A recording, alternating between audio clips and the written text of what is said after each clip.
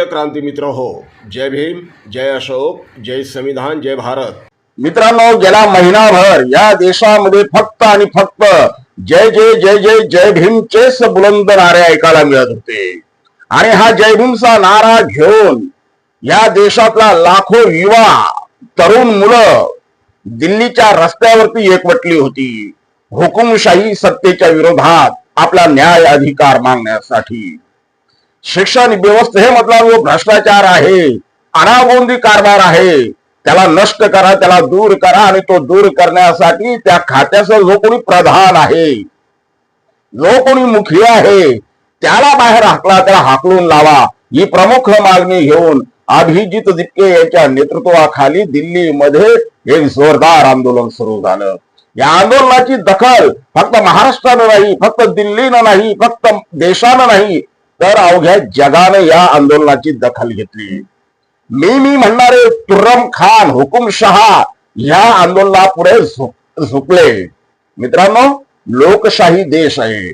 विश्वरत्न doctor Babasaheb आंबेडकरांनी या देशाला भारतीय संविधानाच्या माध्यमातून जगातली सगळ्यात मोठी लोकशाही देणगी दिलेली आहे, लोकशाही प्रदान केलेली आहे. हा लोकशाहीवादी देश आहे. या लोकशाही पुढे भल्या भल्या हुकुमशाहीला झुकावं लागतंय. आज देखील तीच परिस्थिती या देशामध्ये निर्माण झाली. आज मन की बात पेक्षा या लोकशाहीमध्ये जन की बात या अधिक शक्तिशाली आहे. हे उदाहरणासह आज पुन्हा एकदा दाखवून देण्यात आले. तुमच्या मन की बात पेक्षा जन की बात ही अधिक शक्तिशाली आहे, हे युवकांनी तरुणांनी दाखवून दिले. लोकशाही पुढे तुम्ही कोण आहात? तुम्ही भारतीय लोकशाही या देशातली सर्वोच्च आहे.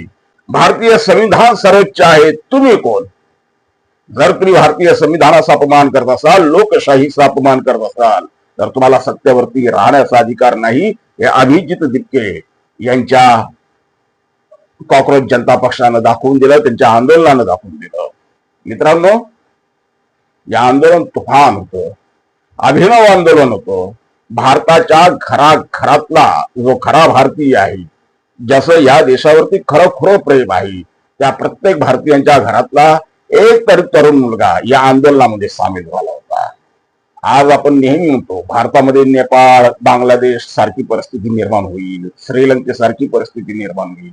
मित्रांनो, भारत हा संविधानावरती टिकून आहे. भारताचे संविधान हे जगातलं सगळ्यात महान असं संविधान आहे. डॉक्टर बाबासाहेब आंबेडकरांनी जे भारतीय संविधान निर्माण केलंय ना, भारताला दिलंय ना, त्या भारतीय संविधानामुळे हा देश एक संघ आहे. या भारतामध्ये नेपाळ किंवा श्रीलंका सारखी परिस्थिती कदाचित उद्भवणार नाही. कारण भारतीय संविधानानं सगळ्यांना एका धाग्यात गुंफून ठेवलेलं आहे. आणि त्यामुळे मला वाटतंय नरेंद्र मोदी किंवा त्यांच्या ज्या सत्तेतल्या लोकांनी या भारतीय संविधानाचे उपकार मानावे. आज त्यांची सत्ता शाबूत आहे ती केवळ आणि केवळ भारतीय संविधानामुळे.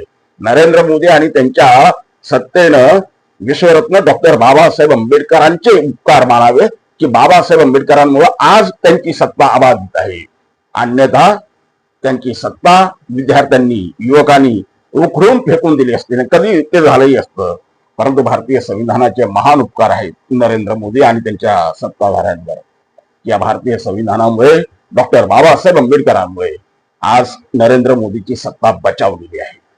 मित्रांनो, साम्राज्य कितीही मोठं असो, साम्राज्य येतात जातात, लयाला मिळतात, धुळीला मिळतात, नष्ट होतात, परंतु विचार मात्र नष्ट होत नाही. विचार कधीच नष्ट होत नाही. मित्रांनो, सिंहासन कितीही मोठं असू द्या, त्या सिंहासनापेक्षा भारतीय संविधान मोठं आहे. डॉक्टर बाबासाहेब आंबेडकरांचे विचार जोपर्यंत या भारतामध्ये आहे जिवंत, तथागत गौतम बुद्धांचे विचार जोपर्यंत या भारतामध्ये जिवंत आहे, तोपर्यंत या भारताला कोणत्याही हुकुमशाही सत्तेचा धोका नाही. तरुण जागृत होत आहे. जय भीम.